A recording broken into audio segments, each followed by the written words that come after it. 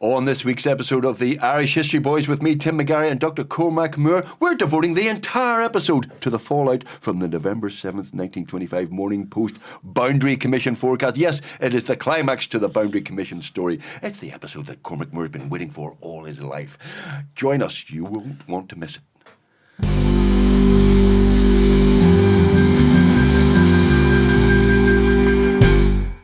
November the 8th, 1925.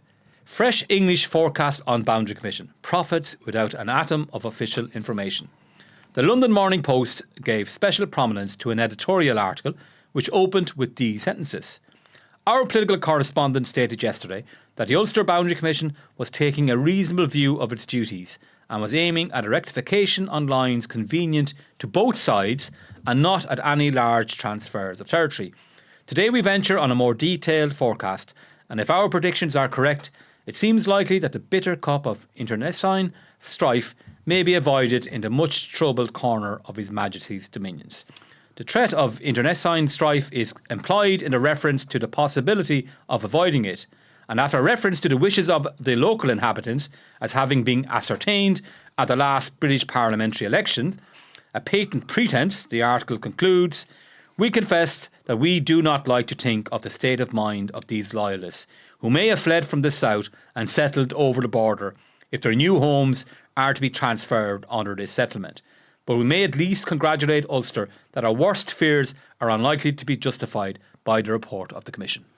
That was Dr. Cormac Moore reading from the Irish News on November the 8th, 1925, about the English forecast in the London Morning Post about what exactly was in the Boundary Commission. And it was beautifully read, apart from the fact that you can't pronounce the word internecine. I'm going to let that go. You can't even... You actually didn't let it go. I didn't let it Well, you can't pronounce... You just humiliated me now. You know? You can't pronounce Parnell either, but we'll let that go. Because okay. But internecine forecast... This is fascinating because the Irish News is in November the 8th, 1925, has seen the Morning Post predictions and gone, nonsense. Oh, what's going on here? They don't know what they're talking about. They call it prophets without an atom of official information. You know, and it turns out to be entirely accurate. Well, not entirely now. It wasn't. It was almost on the money. It was it was negligible, the differences between the forecast of the Morning Post and the actual award proposed by the actual Boundary Commission. Just for those people, I know there are very few of them, but there's some people who may not have listened to every single episode. I take that offence to that. There cannot be anyone. This is the culmination of the Irish Boundary Commission process, which has taken the guts of a year. In fact, it's taken more than a year to get it set up and whatever. But the Irish Boundary Commission, not the Ulster Boundary Commission as it's called here by the Morning Post, basically was trying to finally define the boundary between Northern Ireland and the Free State. Unionists had hoped that there were going to be only tiny changes. Nationalists were hoping for large changes to be decided by the Commission. And in fact, the Unionists got it right, and there were only tiny little tinkerings with the border. So this was leaked. This was decided by the Boundary Commission, accepted by the three Boundary Commissioners, including, remarkably, the nationalist Owen McNeill. He may not have accepted it, but he didn't oppose it. He didn't demur in any public way or in any formal way. And he was going to sign it. And he didn't even ring the government down south and say this is happening, because he felt he was bound by confidentiality. Yeah. But this leak was devastating news, wasn't it? This was probably the crucial moment in the saga, because it all falls apart after this leak. So there had been like a lot of kind of guesses, predictions. What was the new arrangement going to be? And some of them were close enough.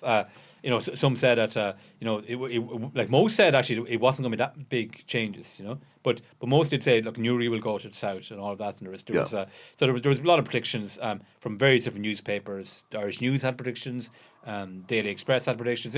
Quite a few. I think the Irish Independent as well, Sunday Independent had predictions. But this went to the bone because this was actually pretty much what the award, and it had a map as well. It had a map of the changes, and actually it's the front cover of my book, The Root of All Evil. The map of that the front cover is from the Morning Post. Well done. That was 6 minutes in before you got your book in there. Congratulations. That's not the first. No, I speak as an objective observer and a reader of the book. It's an excellent book and covers this in great detail, but very, very readable.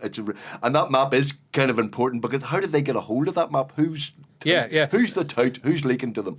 Well, Do we know? So we don't know for certain, but we're pretty certain that it was Joseph R. Fisher. Right. Now he never admitted to that, but Joseph R. Fisher was telling a load of people of how the Boundary Commission was going. He's the unionist representative on the commission. He's in Northern Ireland. McNeil is the Southern Ireland, the Free State representative. Joseph Fisher's the Northern Ireland. But he was actually appointed by the British government because the Northern government didn't recognise the Boundary Commission. So, but he was a staunch unionist. He was editor of the Northern Whig newspaper. He was good friends with Craig and Carson. But he was, so the very first meeting the Boundary Commission had in November 24, the one of the first items on the agenda was confidentiality, that any discussion or decision made by the Boundary Commission will not be revealed without the consent of the Boundary Commission. Now, Feetham, the chairperson, Richard Feetham, he was the chairperson. He and O'Macneil stuck rigidly to that commitment. But Joseph R. Fisher was telling everyone. He was talking to Wilfred Spender, who was the cabinet secretary, who then becomes head of Northern Ireland Civil Service in 25. He was telling Robert Lynn, who was the Northern Whig editor, and he was telling. Most importantly, he was telling Florence Reid. Florence was the wife of David Reid, an Ulster Unionist MP. He was in regular contact with her, loads of letters, giving her updates on what was going on. And so when they reached their award, as we discussed in a recent episode, they had reached their award by October 17th. The guts of their award was reached by October 17th. And afterwards, he sent a letter to Carson, and he sent one to David Reid as well. And he was saying, Fisher was saying, to Carson, your work is done. We've saved most of Ulster. There's nothing to worry about here. No town of importance is gone. What an insult to Cross McGlen. Because that Cross McGlen was one of the few places that was going to go to be awarded. But this is a complete unionist victory. Well, they promised not an inch. If the Boundary Commission recommendations had been implemented, it would have been an inch or two. But there were bits of round Cross McGlen were going to go, bits of Fermanagh, but even Fisher said it's good to get rid of kind of the hostile Afghanistan territory. So he actually was. I think he preferred this than keeping the 6 counties. Right. To get rid of some of the places you don't want, and you actually bring in some of the ones you do, like for East Donegal and North Monaghan. So I think for Fisher, he would have preferred that. But Craig was he was kind of agnostic. He was kind of going like, maybe it's a negotiation tactic. When afterwards there was negotiations to shelve the report and keep the border as it is. Craig is kind of going like, I don't care. We can go with this award, or we can have the 6 counties. Now, it looked good for him to having maintained 6 counties, not an inch. That was his kind of slogan. And but he said he was fine as well with the actual award. Yeah. So that's how good of a result it was for Unionists. This was actually they pretty much got everything they wanted in this. So when this comes out on November the 8th, and people go, oh right, is this speculation or is this? Well, it was November 7th it came out. So the Irish News is writing about November the 8th, obviously. Is there an immediate reaction, or do people go, is this true? Is this true? What's going on? Or are people aghast immediately, or what? Well, the Free State government and McNeil aren't. It's interesting. McNeil is the Boundary Commission, once it's done all its deliberations in Ireland, particularly the border areas. Its headquarters in London, a place called Clements Inn. So McNeil has gone back and forth to London a lot in this period whilst they're drawing up the award. And he's also Minister for Education too of the Free State government. So, but he's gone back to Ireland from London 6th November, the day before this comes out, and he's with another cabinet minister, Patrick McGilligan, and he's saying like there's trouble brewing here. This is things aren't. This was what Patrick McGilligan said years later. Now, whether it's true or not, but McNeil referenced that. Look, this is it's not looking good, or made some kind of comment, right. And I need to talk to Cosgrave. But I don't think he did talk to Cosgrave. So the day later, the leak comes out from the Morning Post, and initially they don't think that big a deal of it. They're a bit like the Irish News. Oh, it's just people guessing. It's not speculation. But but nationalists though in border areas like Strabane and Uri, they really do start kicking up a fuss once this is leaked. And they think this is actually this is the real deal, and they have protests. They go down to Dublin, to the Dáil. They meet with the government. They really are absolutely disgusted and dismayed. There's loads of like the local newspapers, the regional newspapers are having editorials and commenting on this absolutely abysmal award. There's no way that McNeil would ever agree to this. Committing hara-kari this would be political suicide for anyone to agree with this award. So there's no way. It just was not fathomable for McNeill to agree to this award. So so in a couple of weeks after, the pressure starts to build up on the Free State government. They realise, right, we're in a bit of a crisis here. So it takes a couple of weeks, because one of the shocks as well is that they're actually land to be transferred from the Free State. But that's the big shock. And they didn't see that as even a possibility. But Cosgrave kept on talking about, in this period between 7th of November and 20th of November, when McNeill resigns from the Boundary Commission, he keeps on talking about there's no way any charge from Free State can be given over to Northern Ireland. You know, it was like the Free State, and Sinn Féin's position when they signed the treaty was that the Boundary Commission was a punishment for Unionists for not coming into the Free State. So, and under no circumstances should the Free State be punished and lose territory because of the intransigence of Unionists. So that was their argument, but the treaty never said that it was only going one way. It actually said it's just going to decide the border. You know, so they couldn't complain. This is a breach of the treaty, because it's ambiguous. It's ambiguous. And their representative on it was completely weak and did nothing, and didn't kind of kick up a fuss and go, "What's this?" and didn't complain to Cosgrave, or didn't go back to the cabinet and say, "This is what they're thinking." Can you believe it? So Cosgrave is making a fool of himself, really, because he's saying, "Oh, like this can't be true. Like there's no territory can get up." And McNeill is saying nothing. McNeill is literally saying nothing to him, because he obviously knows that it is true. Yeah. That a Free State is going to lose territory, and that the South's going to gain very little. He says nothing. He said nothing. Then the pressure starts building up, and then he eventually decides to resign.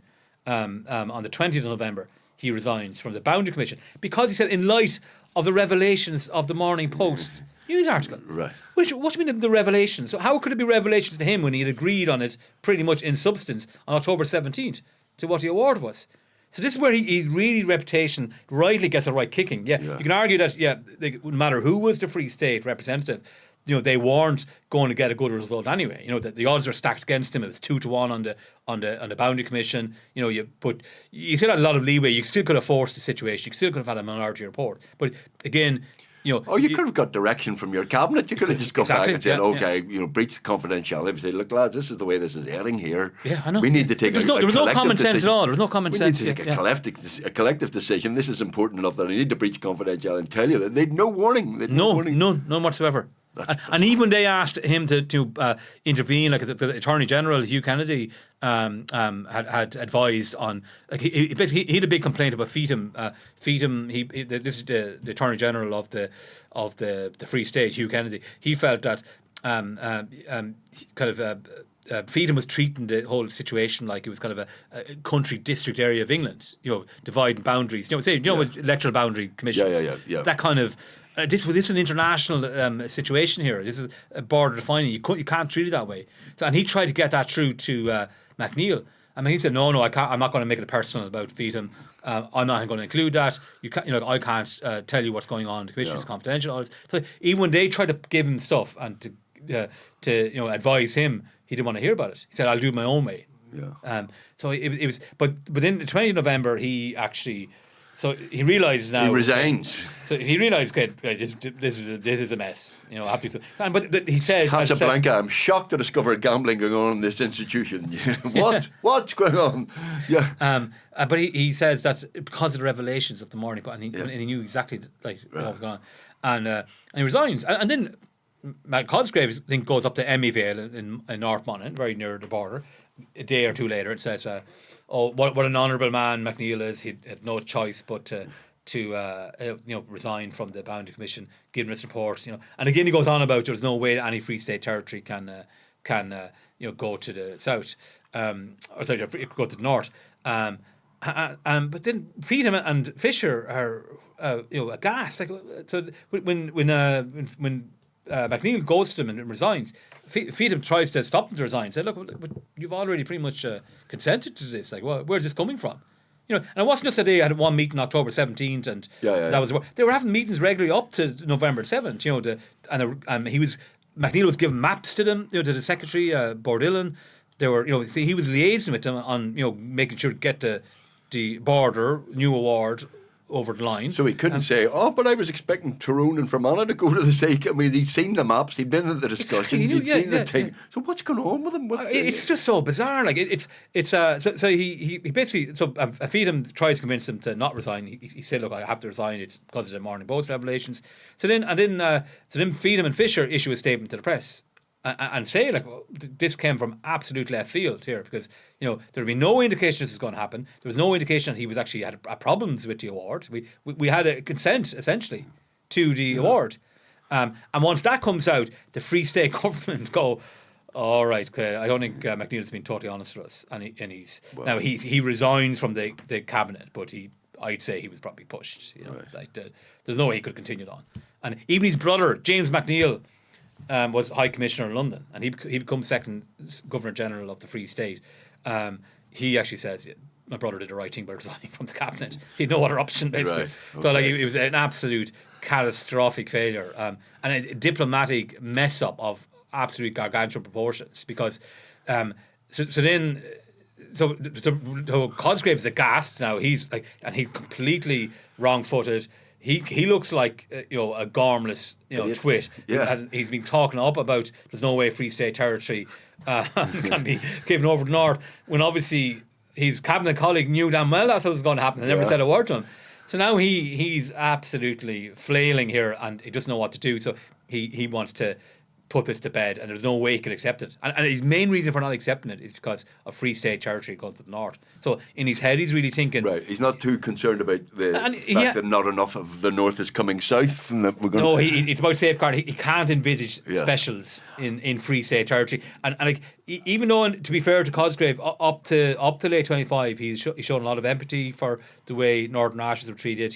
He was very committed to getting the best result possible. He set up the Boundary Bureau, the North Eastern Boundaries Bureau, which is a gargantuan amount of work in terms of preparing the Free State case, preparing the Northern Nationalists for their sittings with the Boundary Commission, producing pamphlets, leaflets, and a book as well. But then by late 25, he wants to keep what they have. That seems, and that becomes very apparent when the negotiations happen with the governments. Does he say something very partitionist about we can't give our people back over to the that was December he said that. Yeah, which our seems people. You go, wait a minute, when did I stop becoming your people? He Northern said Nationalists would say that, and he would immediately a partitionist mindset. Then is that, or is it just kind of shock that they thought they had their 26 counties and they thought they were getting more? They just didn't conceive that they would have to give anything back.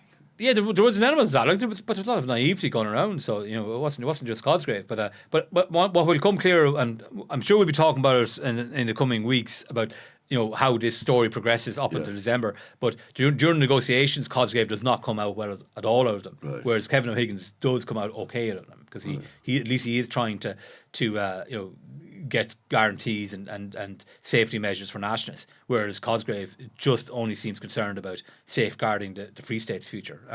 But this whole episode though is the problem created here is mainly by McNeil. Yeah, the award wasn't going to be good anyway. I don't think because of the way it was set up, because of the wording of the Boundary Commission clause, but the propaganda value was completely lost. And the opportunities for the Free State to make something of it was completely lost because of the nature of the way McNeil acted. By first of all agreeing to this unbelievably abysmal forecast for nationalists, it actually beggars belief that he could have agreed to it. And when he resigned, because he had to resign from the executive council, and he had to make a speech.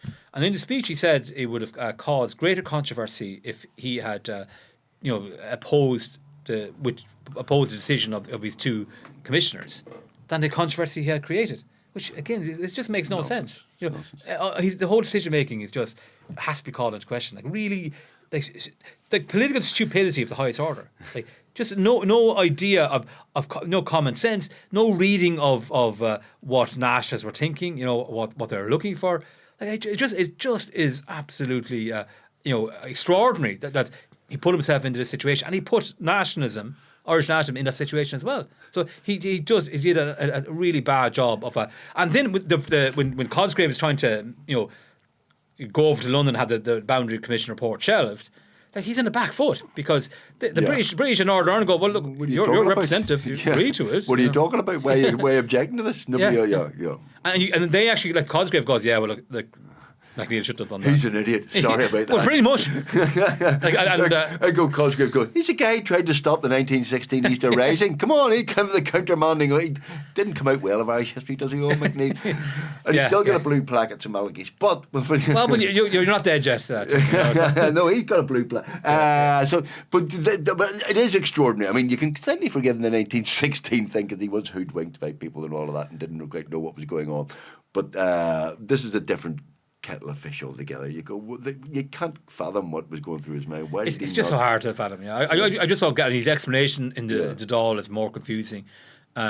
It just put whatever they could have rescued from the absolute mess they were in, the Free State government, was completely lost by McNeill's performance. And even all that aside, if the Morning Post leak comes out on November 7th, that was an opportunity for McNeill to kind of rescue the situation to a degree and come clean with the Free State government and go, look, this is the way it's going. I didn't say anything to you because of confidentiality, but this is the way it's looking. Look, this is looking at the war. What do you want me to do? Yeah. But he didn't say anything for weeks. Like, he literally didn't say anything for weeks, and then Cosgrave was rabbiting on about, the keeping all Free State territory, and McNeill was staying silent, even though he knew the Morning Post report was pretty accurate. So this is where we go from the Treaty of December 1921, when the Boundary Commissions agreed with Michael Collins and the boys. And this is the answer to the Ulster question: a Boundary Commission. Well, no, they don't think it's the answer. Like they're not happy with it. They're not happy with it. It's definitely an imperfect solution. But they've been sold this notion that large chunks of the 6 counties will go to the south. Therefore, the 6 counties will be unviable, and United Ireland is possible within. And you go from that to this situation where tiny tinkering round the border, and Unionists going, oh, job done. This is Northern Ireland is safe and secure, because it had been hanging over as a sort of Damocles over Unionism going. What is this Boundary Commission going to agree? What did Craig call it? What did Craig call it? Apparently, was it the root of all fish or something? Fish. The evil of 2 lessers of.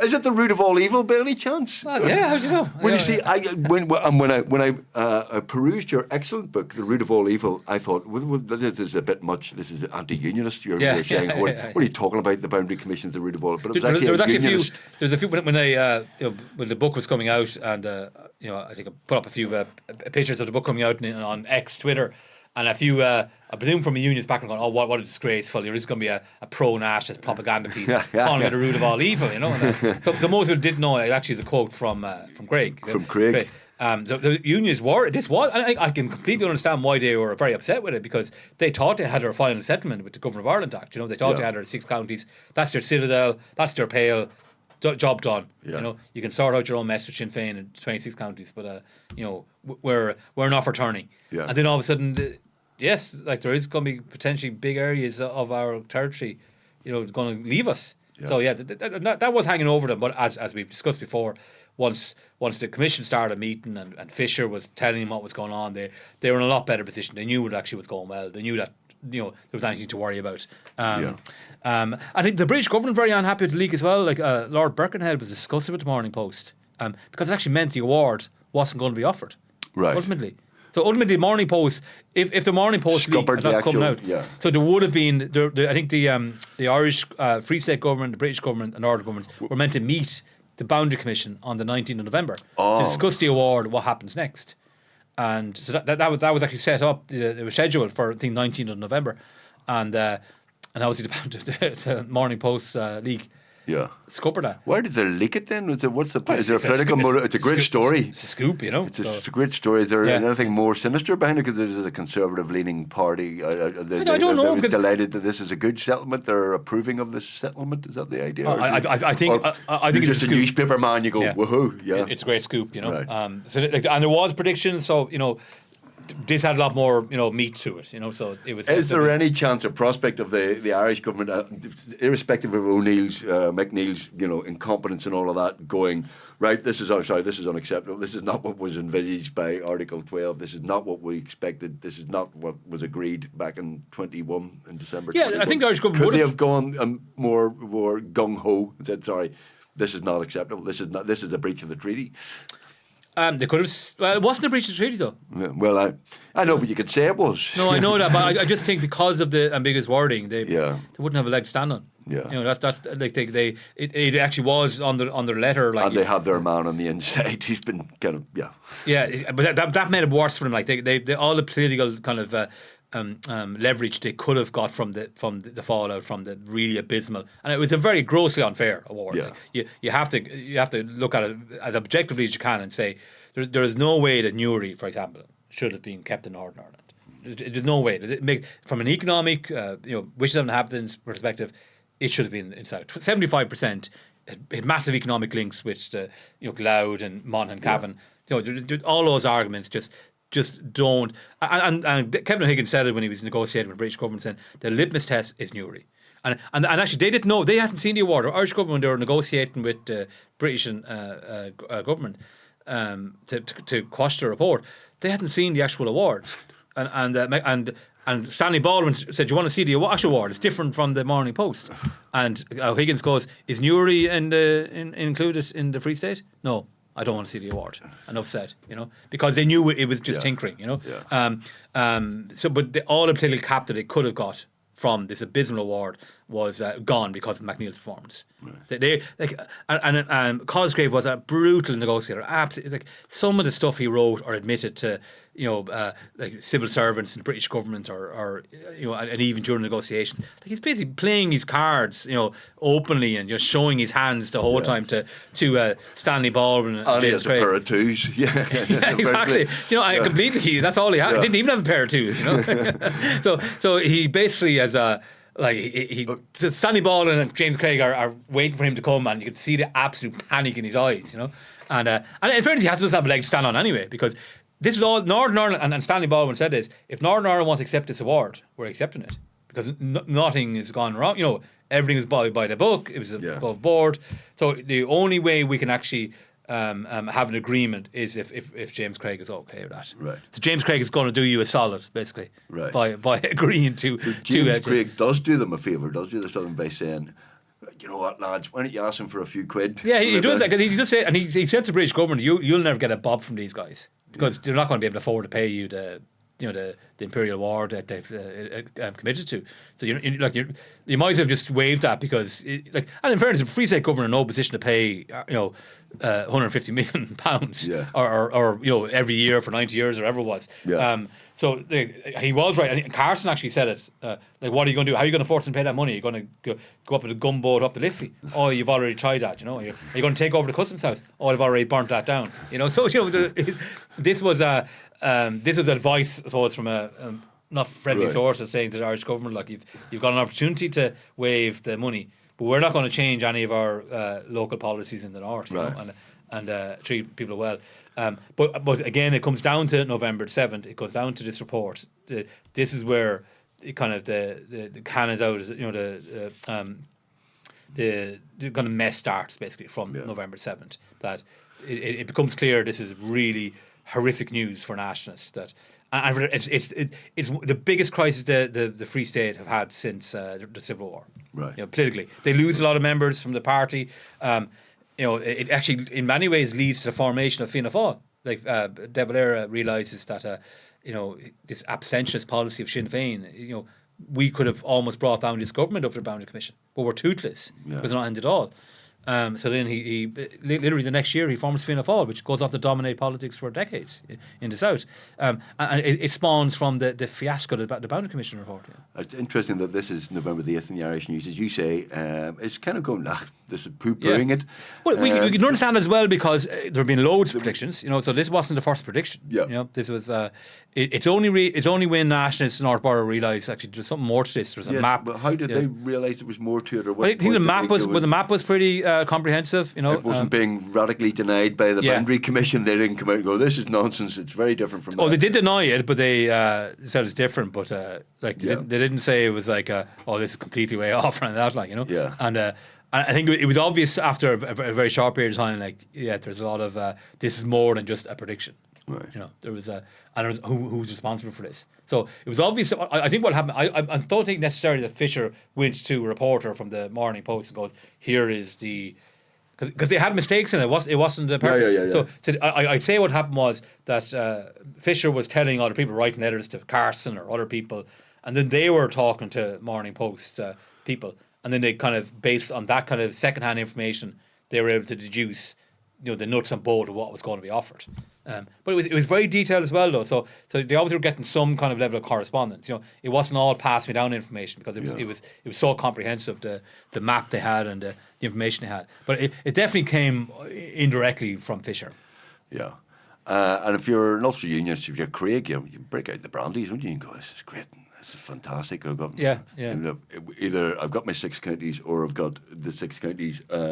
Tiny tinkering, and in fact some more Protestants from Donegal. Yeah, I think for Unionists, it was a triumph for unionism. But it could have been better if they actually took the award. Yeah. They took the award. Yeah, well, South Armagh would have been. What have you got against South Armagh? I've personally nothing against it, but I think Unionists definitely did and the British forces did in the 70s onwards. It would have actually been removed a headache, I think, for Unionism.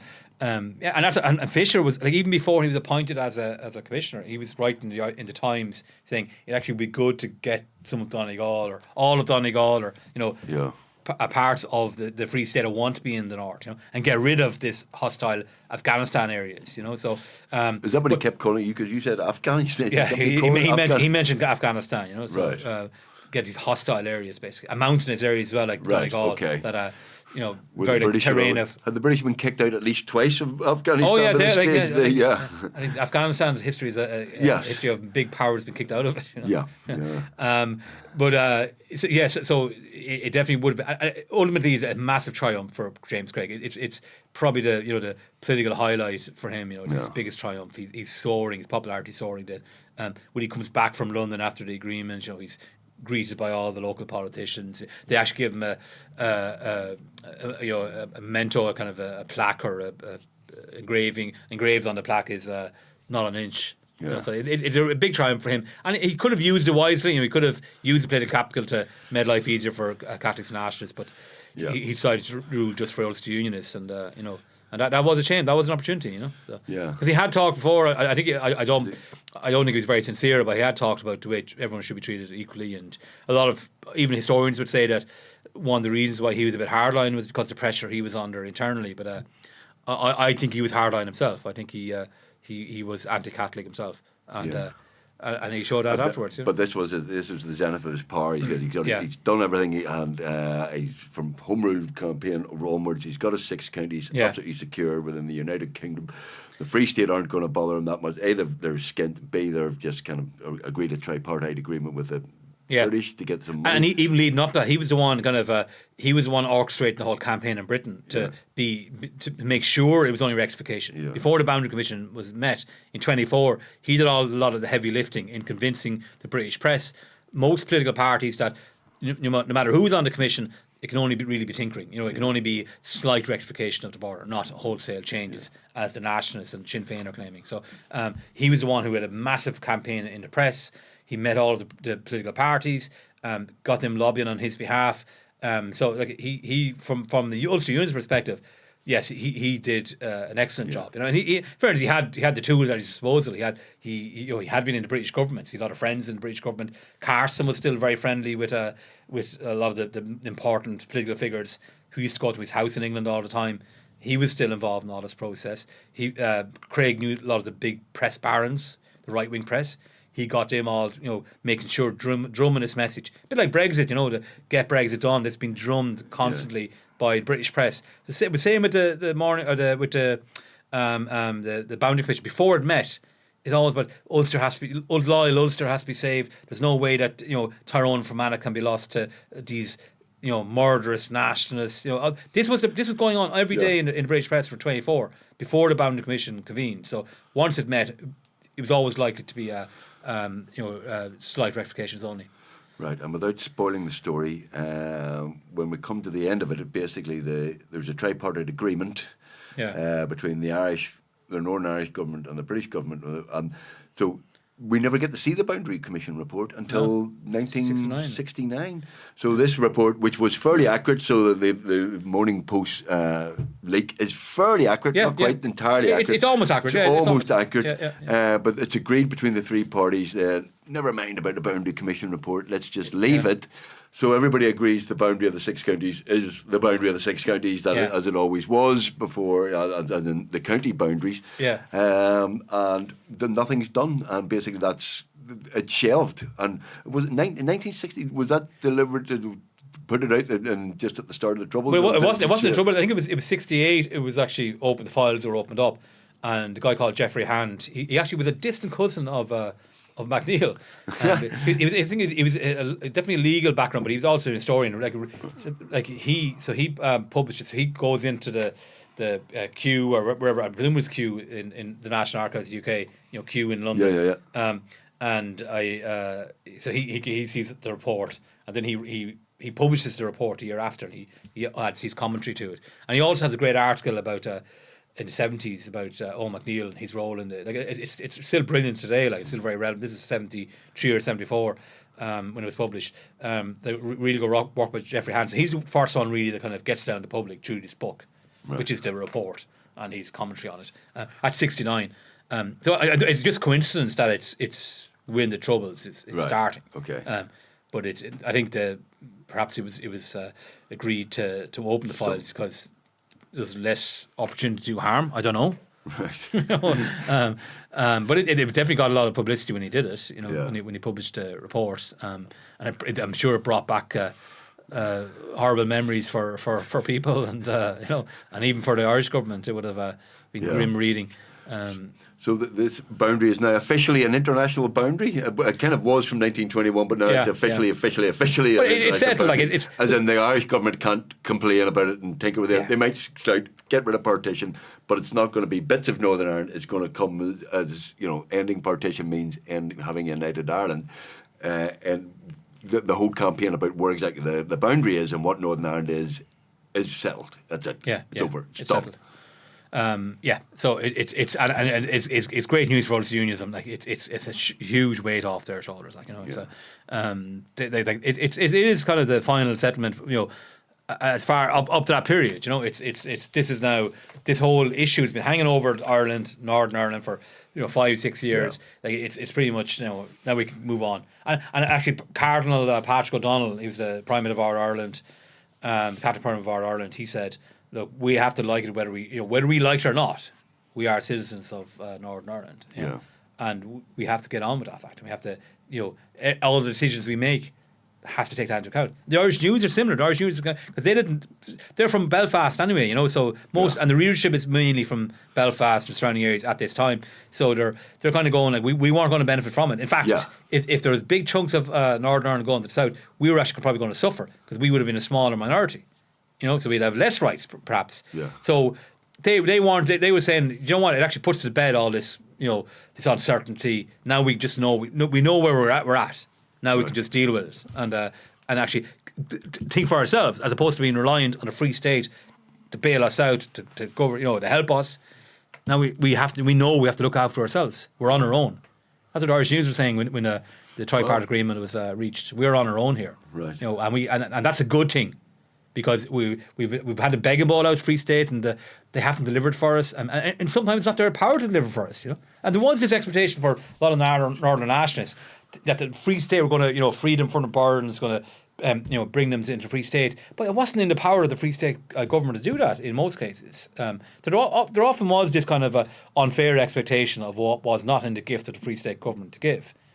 But they certainly would not have accepted, and it would have been absolutely aghast at the Free State abandoning them for finance, which is what they did. Which is what they did. Well, our O'Higgins said it was kind of a half truth. Well, you said there this is the zenith of Craig's power, and 25. So December 25, boundaries absolutely set. He could have been more liberal. He could have said, right, here's where we are. We have a third of the population is openly hostile. Certainly doesn't really want to be there. Wants to be somewhere else. But I can deal with that. Is it the same on the national side? You just said the Irish News, and people said, well, we're on our own here. but nationalists never decided fully, right, are we boycotting this state? Are we fully participating in this state? Are we half-hearted participating in this state? And they never really came to a unified decision on that. And so they were still boycotting elections and things and kind of... over different periods. Over different periods. And they never made a decision, right, here's where we are. This is how do we deal with this? And presumably that's because of political differences within unionism and republicanism and all of that there. And some people say, no, we just boycott it, pretend it's not there and go away and, whatever. But there's no coherent policy as such. There isn't, but you do find that the elected representatives, most of them take receipts. Before the Boundary Commission report, in April 25 there's elections in Northern Ireland, and two of them, Joe Devlin and Thomas McAllister, take receipts.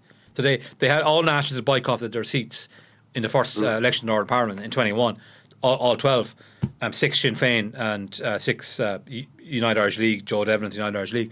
But in 25, even before the Commission, this is the Commission met all the witnesses and had all their interviews from March to July 25. And there was a break though during the election, and Devlin decides he's going to take a seat after the election.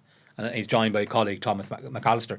But after the Boundary Commission, the tripartite agreement, a lot more actually take up their seats. It was 10 by 28. 10 nationalists have taken their seats by 1928. And the Catholic Church, who has always been anti-institutions of the North, it accepts the institutions, but it still obviously wants its control over education and all of that stuff. But it accepts the political kind of agitation against the North has to stop because there's no solution now. This is it. Yeah. So there is a kind of resignation and an acceptance by a lot of people and business people as well, stakeholders that are Catholic. This is it. We as I said, as Patrick O'Donnell said, we have to accept whether we like it or not. We are citizens of the North now. So it's a really depressing time for nationalists because they had so many, particularly border nationalists from say Tyrone or Fermanagh. They'd put so much faith in getting being delivered from the burdens they're in, We did an episode of this in the long and the short of it in radio and TV, and some of the depressing things are the submissions made to the Boundary Commission by places like Newry and Fermanagh and Derry and all of that there, and there's a hope that loads of Catholics here and an expectation and an expectation that at least some of it would be and all of it is for naught. But this is an important moment as well in the history of Northern Ireland, in that you say if nationalists had been more accepting of the state and if unionists had gone, well, do you know what, we've got what we wanted, we need to reach out to the minority community here because it's a sizable minority community here, we need to do something to reach out, we could have had a very different... You could have get rid of the specials. Was there need for the specials? No, well, I was just about to ask you, and 25 and onwards, I mean, the IRA don't ever go away in inverted commas, but they were absolute they're nothing until mid-30s. Well, in mid-30s there's a bit of, but then it's not much. It's nothing. But and then PR thing, like the PR thing was a really symbolic thing for nationalists, and Craig could have given them that. It's a proportional representation of elections. Voting system, but he not only he got rid of it from the local elections, he actually gets rid of it for the Northern Ireland elections, Parliament in 29, that election, so he kind of doubles down, so there was loads, during the negotiations, and we'll be discussing this more in the coming weeks, as everyone will be delighted to hear, but during the negotiations, Winston Churchill kind of is his idea is that, okay, I don't want to waive, because he's Chancellor of the Exchequer at the time, and he doesn't want to waive all of Article 5, because 150 million quid to the British Exchequer, and he has to explain that to the British electorate. So he's saying, why don't we do this? Why don't we kind of give you some waiving of Article 5, but Craig, you help the nationalist bit, maybe bring in PR, and even one of the die-hard British Conservative ministers, Lord Salisbury, he suggests an ombudsman for Catholics, and even Joe Devlin's mentioned as an option. So someone liaison point for Catholics with the Northern government. He would represent them, look after their issues, and that's rejected by Cosgrave. Cosgrave keeps on just Cosgrave, yeah. No, then he goes, no, that wouldn't work. What we need to do is instead just have regular meetings and talk when discussions arise. A completely intangible twaddle, and. Because his eyes are fixed in Article 5. All he wants now, I can see an opportunity of this 150 million quid headache gone. I want that, and so that's what he's he's looking at. So no ombudsman, no Council of Ireland or anything like that. Well, the Free State government delighted to get rid of the Council of Ireland. They have no interest in the Council of Ireland. You know, they don't see any benefit of it. Like Kevin O'Higgins says that Council of Ireland is it's only good for sheep dipping and thistle cutting. You know, that's it. It's just an insignificant body. Unionists don't want it. It's only going to antagonise them. So we don't want it either. And it's Thomas Johnson. He was the leader of the Irish Labour Party. He was the biggest advocate of the Council of Ireland, of being an avenue of cooperating, getting to understand all the unions more. But he was almost a lone voice in the South. So got rid of, border stays as it is. And the Irish actually agreed to pay more towards the War of Independence, you know, the damage on the War of Independence. And Thomas Johnson, again, the Labour Party leader, says it's like as if the Black and Tans were right. You know, you're justifying the Black and Tans' existence, but you admitting to paying war damage for the War of Independence. You know? Wow. So there was it was a political, Cosgrave called it a damn good bargain. But then Wilfred Spender, who was the head of the civil service, Northern Ireland civil service at that stage, he later wrote that when Cosgrave met Craig, he burst into tears and said, "You've won all down the line," you know. And but he publicly said it was a damn good bargain. But everyone knew he didn't think it was a damn good bargain. It was a disaster for the Free State government. But most importantly, it was a disaster for Northern nationalists looking to be into the Free State, which will have implications for future episodes of the 50 years episode. 50 years episodes. Have we fully covered this topic? Have you any more to say on the Boundary Commission? I'm sure I'll have plenty more to say in the coming weeks. Fossey, do you want more on the Boundary Commission? Are you happy enough with that? You're good? Well, look, if you do want more, and I thoroughly recommend, I say this not just as a friend, I genuinely read the book, and it's very, very good. The Root of All Evil by Dr. Cormac Moore is the perfect book on this. And I want you to take this as a compliment, even though it's not that academic, it's a readable book. I mean that as a compliment. I want to be the most boring academic. No, I hope it is easy to read. It is. But it is a complicated subject, you know, and there's so many moving parts. Well, I think that unionists should never mind partition. They should celebrate the December tripartite agreement in 1920 because with the proper start of Northern Ireland, and in fact it is your centenary this very year, so have a party. But it is a triumph for unionism. Like you can you sugarcoat it all you want, but 100%. The tripartite agreement is a huge victory and James Craig played his cards very well. He really did. You know, he didn't put a foot wrong pretty much during the whole episode. So it's a big victory for us unionism. Yeah. Ladies and gentlemen, thank you for listening to the Irish History Boys. If you want to get in touch, please feel free to send us emails to irishhistoryboys@gmail.com. Until next time. You got the Gmail this time, right? I did get the Gmail right. Thank you very much for listening. We'll see you next time on the Irish History Boys.